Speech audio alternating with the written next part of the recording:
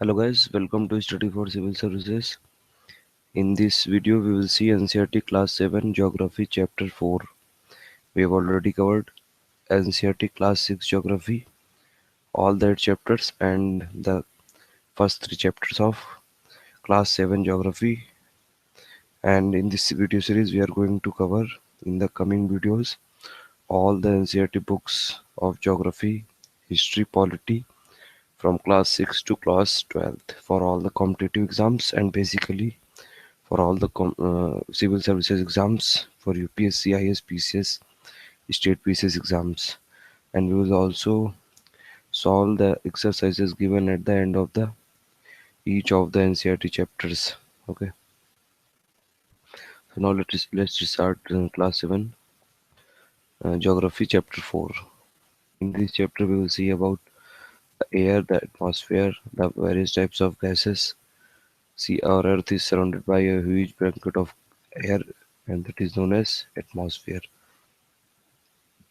And all the living beings on this earth depend on the atmosphere for their survival, because the air which we breathe and which protects us from the harmful effects of the sun rays, because the atmosphere has various types of gases like ozone, and ozone rays actually filter the sun rays, and that is why harmful gases and harmful ultraviolet rays would not reach to the surface, and it would protect our skin and also protect us from cancer and other diseases. If this atmosphere will not be there, then we can be baked alive by the heat of the sun during the day, and we can also get frozen during the night, because then atmosphere would not be there, and then ozone will not be there, then carbon dioxide would not be there. So there is a very important process known as greenhouse. See, carbon dioxide is very important in atmosphere because it creates a greenhouse effect, because it traps the heat radiated from the earth, and that is why it is known as greenhouse gas. You can see the example of greenhouse for the agriculture purpose also, because in some of the countries they actually grow the crop under the cover of some some enclosure, some enclave, uh, where the sun rays actually enters into the that greenhouse pot, but cannot exit from that pot, so thereby creating the warmth effect and thereby increasing the temperature of that local area, and it would help actually in the agriculture process. But the problem arises when the amount of this CO2 keeps increasing because of the uh, continuous release of CO2 through industries, through vehicles, through factories, the smokes or car fumes, and that is why the heat retained increases the temperature of the earth, and which is known as global warming. You might have heard about this term, global warming and climate change. See, there are various disastrous effect of global warming, like glaciers are melting, sea level is rising, and thereby also causing floods in various coastal areas, including various areas of India also. And the recent Chennai floods may also be occurred because of the climate change. Now, if you see the composition of the atmosphere, there are two major gases. First one is the nitrogen with 78%, then oxygen with 21%, and the third number of largest gas in the atmosphere is argon. Please remember this, because this is a very important fact for competitive exam. Everybody know that the two major gases are nitrogen and oxygen, but they will ask you the third major constituent of air, and that would be argon. And then there are various other gases like carbon dioxide and tiny dust particles are also present in the air. You can see this pie chart. Now, nitrogen is the most plentiful gas in the air, And whenever we inhale the air, we could take some amount of nitrogen into our lungs and then exhale it. But so we, as a human being and plant, both need nitrogen. Okay, but plant need nitrogen for their survival because nitrogen helps in the food formation process. But they cannot take nitrogen directly from the air. So that is why they have the bacteria that live in the soil and root of the plants, and that take nitrogen from the air and changes forms so that plants can use it. Okay. Then second is the oxygen, and it is second most plentiful gas in the air. Humans and animals take oxygen from the air as they breathe. Then green plants produce oxygen during the photosynthesis, and in this way oxygen content in the air remains constant. We intake oxygen and exhale carbon dioxide. Then carbon dioxide is being used by the plants in their food production. So in this way, a equilibrium in the environment is maintained. But this equilibrium will be disturbed if we get, if we go for the deforestation process and if we keep cutting the trees. And carbon dioxide is very important gas because green plants can use carbon dioxide to make their food, and then in the process they release oxygen. Now, amount of carbon dioxide released by humans or animals seems to be equal to the amount used by the plants, which makes a perfect balance. And this balance is, being upset by various processes, various industries, burning of fuels such as coal and oil. They add actually billions of tons of carbon dioxide into the atmosphere each year, and which results in the increased volume of carbon dioxide, and which affects Earth's weather and climate both. This is the fact. Okay. Now we will discuss the air circulation process. See, whenever air is heated, it it starts expanding and it becomes lighter, and therefore it rises.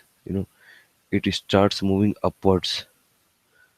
But then the surrounding air is cold and denser, and that is why it tends to sink down. So whenever hot air rises, cold air from the surrounding area rushes there to fill in the gap, and that is how the air circulation process starts. Now we'll see structure of the atmosphere. See, our atmosphere has five layers. If you start from the surface of the earth, the first layer is troposphere, then stratosphere, then mesosphere, then thermosphere, then exosphere. You can see in this diagram, and the troposphere, in which we our continents, all the weather formations, all the mountains, all are present in the troposphere. And troposphere is the most important part of the atmosphere because all the weather phenomena takes place in only in the troposphere. Then there is a layer between the troposphere and the stratosphere, and that is known as tropopause.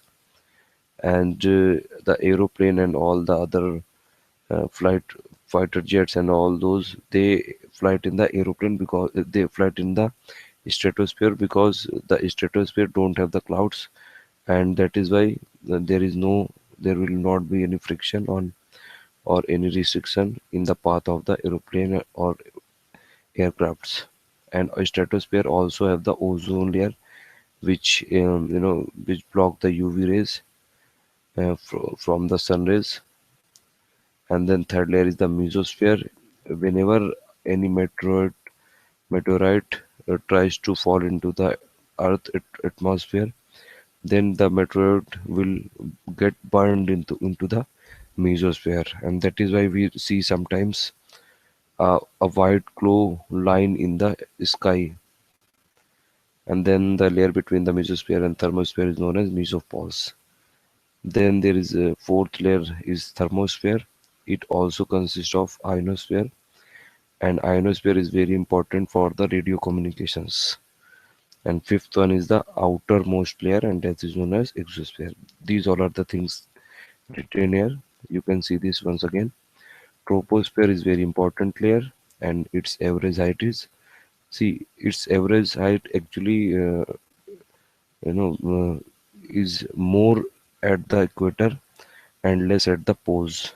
We'll see in the coming videos that what is the reason behind it. So the troposphere average height is around 18 kilometer at the equator and around 8 kilometer at the poles. And the air whatever we breathe exists here. And I have already told you that all the weather phenomena like rainfall, fog, hailstorm occurs in this air. Then second layer is stratosphere.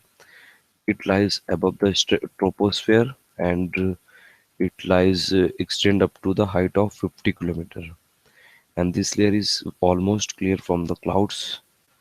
See, some types of clouds are also found in the stratosphere, but we will stick to the scope of this chapter only. So, this stratosphere layer is, you can assume, almost free from the clouds and associated weather phenomena, and that is why they make the conditions most ideal for flying aeroplanes, aircrafts, and other important feature of stratosphere is it contains ozone layer. And the third one I told you that it is the mesosphere. It extends up to the height of 80 kilometer and meteorites actually burn up in this layer on entering from the space whenever they try to enter into the Earth atmosphere. Then fourth layer is the thermosphere.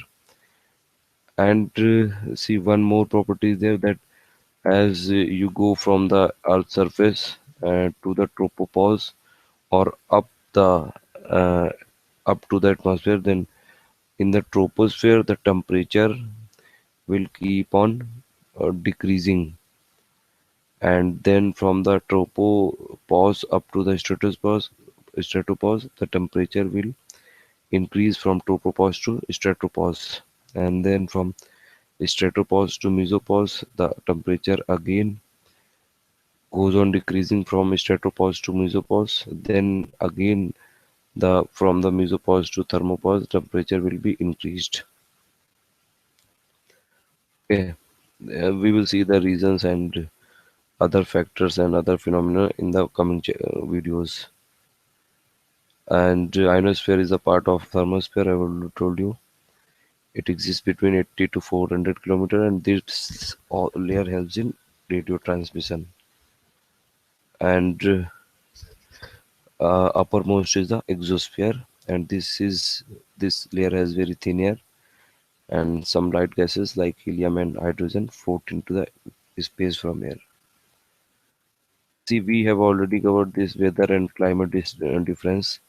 Weather is actually the how hour to hour, day to day condition or changes of the atmosphere. For example, a hot or humid weather or a pleasant or breezy weather. So weather is the day to day changes or hour to hour changes uh, in the atmosphere. But the climate is the average weather condition of a place for a longer period of time. So that is why uh, we have a daily weather forecast, but the climate of a region is some definite type. Like the climate of India is monsoon climate, but we can see that daily weather report in all the TV news channels.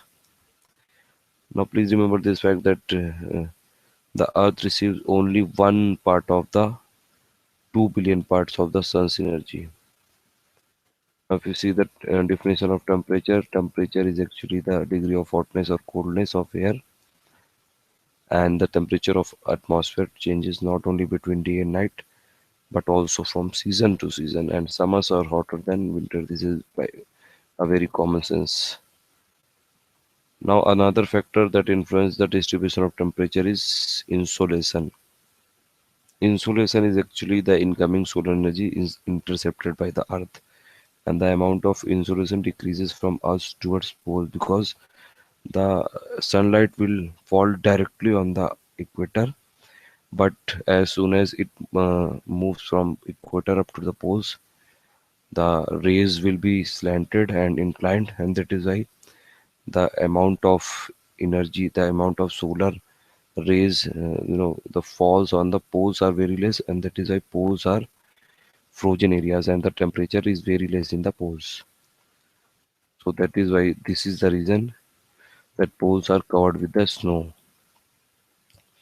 And there is another factor that temperature in the cities is much higher than that of villages because of the concretes and metals in the buildings and the asphalt of the roads. They get actually heated up during the day, and this heat is released during the night.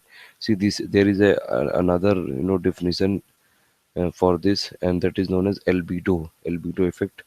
Albedo is the actually the amount of the energy reflected. So albedo of the concrete is very less, and that is why the more of the sun rays will be absorbed by this, and that is why these cities are known as urban heatland.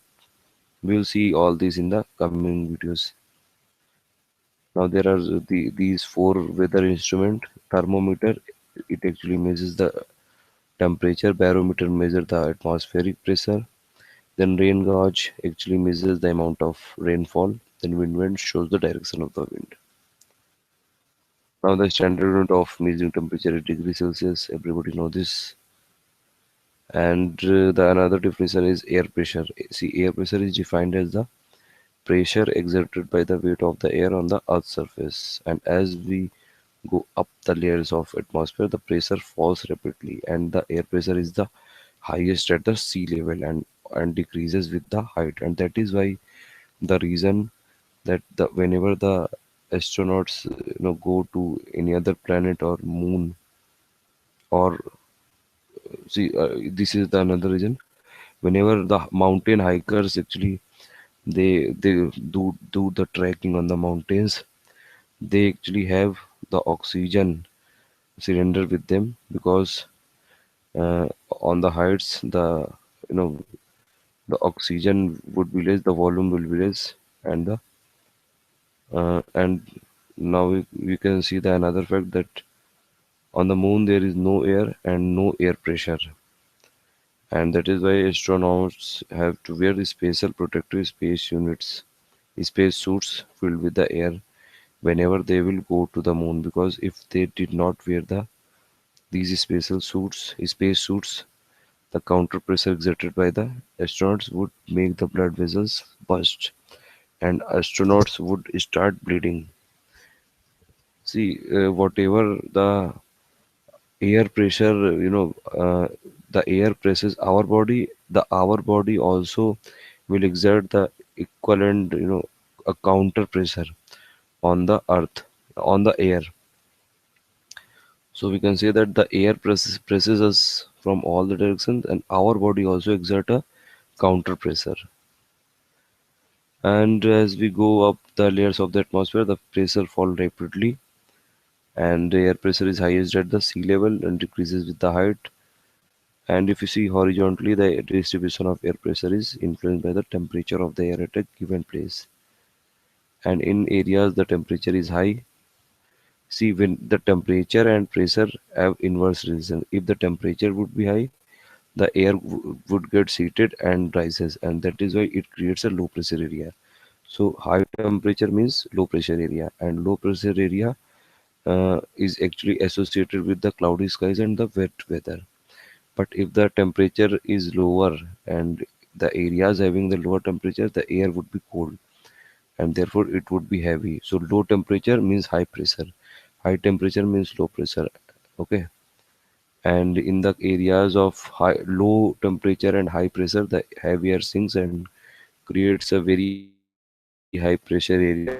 And that area is associated with clear and sunny skies. Now the air always moves from high pressure area to low pressure area. This is the fact, and that is why the wind formation takes place. And wind is named after the direction from which it blows. For example, if the wind blowing from the west, it is known as westerly. The movement of air from high pressure area to low pressure area is known as wind. And you can see wind at work as it blows during the dry leaves down the pavements or uproots trees during a storm. Now we can see other things. There are three type of winds. Broadly, if you divide the wind of the whole globe, there are three major types. First one is the permanent wind. They are also known as, they are of three types. The first one is trade winds, then westerlies, then easterlies. If you see this figure, you can see that northeast trade winds and then southeast trade winds, they both merges at the equatorial low pressure area, that is the doldrum. Then prevailing westerlies on the north and the south, then polar easterlies on the north and the south. So all these are the permanent winds and they actually blow constantly throughout the year in the particular direction. The direction won't change. Then second type of winds are known as seasonal winds. These winds actually change the direction in the different directions. For example, monsoons in India. See, monsoons in India comes from the southwesterly winds, and they will come only in the months of June up to September. So whenever their season will come, they will come. That type is known as local winds. They blow actually only during a particular period of a day or year in a small area. For example, land and sea breeze, and also the Lu, and Lu is the hot and dry local wind of northern plains of India.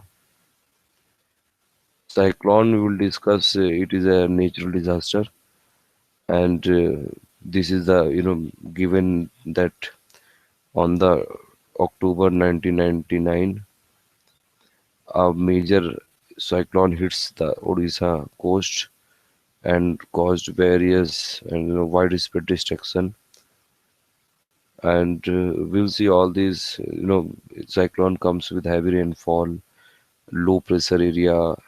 Cyclone is associated with low pressure area, sea surface temperature increase, and also cyclonic wind caused tidal waves inland and brought massive destruction to the coastal areas. We'll see all these in the coming chapters, coming videos. Okay. Now, if you see the moisture, there are three processes of the rainfall. Okay, first one is the cyclonic, when the cold air front and the warm air front meets the cyclonic rainfall. And cyclonic are of two types, temperate and the tropical. Then second one is the orographic, whenever the clouds with moisture they tries to go to reach up to the mountain, they will result in the precipitation. And third type is known as convectional rainfall. That is, whenever there is a area which is having high temperature, then air starts rising, and that is why, because of the convection process, the warm air will rise and it will reaches up to the ex- uh, extent where the cloud cannot hold the water, and therefore they will result in the precipitation. So there are three type of rainfall processes: cyclonic, orographic, and the convectional. These all things are written here. See, moisture. What is the moisture? Moisture is actually whenever water evaporates from the land and different water bodies, it becomes water vapor. And moisture in the air at any time is known as humidity. Humidity is the amount of water vapor in the air. And whenever the air is full of water vapor, we call it a humid day. And that is why, as the air gets warmer, its capacity to hold the water vapor increases, because the saturation state will be reached, and so it becomes more and more humid. And that is why on a humid day, clothes takes longer to dry, and sweat from our body does not evaporate easily, because already so much water vapor is present in the atmosphere, and that is why it makes us feel very uncomfortable. Now, when the water vapor rises, it starts cooling, and the water vapor condenses, causing the formation of droplets of water. Clouds are actually the masses of such droplets, And when these droplets of air water becomes too heavy to float in the air, then they come down as the precipitation. And precipitation can be of any form of water, of ice, and you might have seen that whenever the jet planes flying in the sky, they leave a white trail behind them. The reason is that the moisture from this engine condenses, and we see actually the trails of this condensed moisture for sometimes whenever there is no air movement to disturb it. Now, the precipitation that comes down to the earth in the liquid is known as rain, and most of the groundwater comes from the rainwater. And plants help actually preserving the water. And whenever the trees on the hillsides are cut, the rainwater flows down the bare mountain and can cause flooding of the low lying areas. So there is the you know that is why we need to focus on the afforestation in the mountainous areas to prevent the soil erosion from the mountainous areas and to also prevent the flooding on the nearby areas. And I've already told you that there are three type of rainfall: convectional, orographic, and cyclonic. And rainfall is very important. And other form of precipitation are also known as snow, sleet, and hail. We will see in the coming videos. I will solve the exercise. What is atmosphere? It is actually the gaseous layer surrounding the Earth's surface. Which two gases make the bulk? Oxygen, nitrogen. Which gas creates greenhouse effects? Carbon dioxide. Weather is the day-to-day, hour-to-hour changes. Three type of rainfall: convectional, uh, cyclonic, orographic. Air pressure is the actually the pressure of the, see this is written here, defined as the pressure exerted by the weight of the air on the Earth's surface. Then the objective type question: which of the following gases protect us from harmful sun rays? Obviously ozone. Then most important layer of the atmosphere is troposphere. Then which of the following layers of the atmosphere is free from the clouds? Actually this the answer would be mesosphere, but as per this chapter the answer would be stratosphere, because actually stratosphere also have some type of clouds. If you go for higher studies in geography, and if you have geography as an optional, and in the other higher classes it is already written that the upper part of the stratosphere have some form of clouds. So the actual answer of this third question would be mesosphere, but as per this chapter the answer would be stratosphere. Now fourth one is that as we go up the layers of the atmosphere, the pressure will be decreases. Then when precipitation comes down to the earth in the liquid form, it is known as rain. Then match of the followings: trade winds are the permanent winds, Lu are the local winds, monsoon are the seasonal winds, wind are the horizontal movement of the air. Now reasons wet clothes takes longer time to dry on humid day, because the on humid day air is already having uh, you know air is already reaching up to the saturation state and it is full with water vapors. So that is why cloths water cannot evaporate, and that is why it takes longer time. Amount of insolation decreases from equator towards pole, because the on the equator the earth the sun rays falls directly on the equator, but the sun rays will be slanting or the inclined at the poles, and that is why the amount of insolation decreases from the equator towards the poles. So please subscribe our channel for more NCERT videos and for more GS, GK and current affairs for all the competitive exams. Thank you.